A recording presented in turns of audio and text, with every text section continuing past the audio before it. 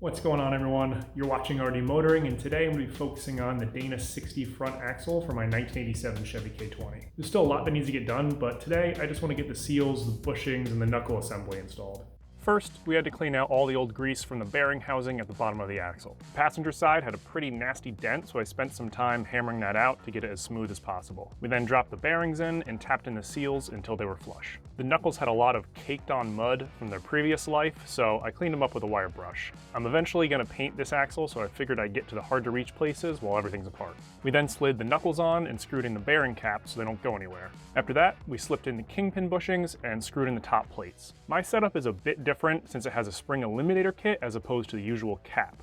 This means it doesn't rely on the pressure of a spring to hold the bushing in place, but the pressure of a large bolt that's torqued down. Next, I spent way too much time researching torque specs for everything. I was able to find the specs for all the bolts that hold the Kingpin cap as well as the bearing cap in place. So we got out the torque wrench and got to work. Next was the large bolt that puts pressure on the bushing. This was a bit more difficult as it's not a factory component, and I had to try to find similar kits online to go off of their instructions. Unfortunately, I just wasn't having any luck, so we just decided to call it there. All right, next thing on the list are these mangled and rusty brake dust shields. I'm gonna see if I can get it straightened out, painted, cleaned up a little bit before it goes back on the axle.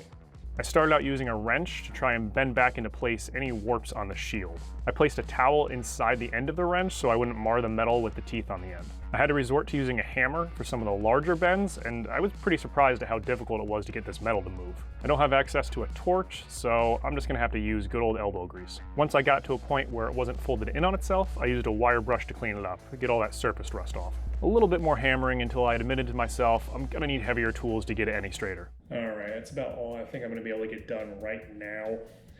This one's a bit tough. There's a lot of it missing due to rust, as you can see. You can pretty much see through it in certain spots. And then you have this one dent right here in the center that's it's creased, and it's a bit difficult to even out. But I'm gonna work on that one a little bit more, and we'll see what we can do. This other one's not too terrible. It's pretty even, it's all together, no rust holes or anything. This one end is a bit more mangled though, so I'm gonna have to do some more work in order to straighten that one out, but it's not too terrible compared to the other one. Now I know I could just go online, eBay, whatever, junkyard, try to find another set, but I figured try to salvage these, see what I can do. Not too terrible. And that's all the time we have for today. If you enjoyed the video, I'd really appreciate a like and consider subscribing as I post a new video every week. Take care, everyone.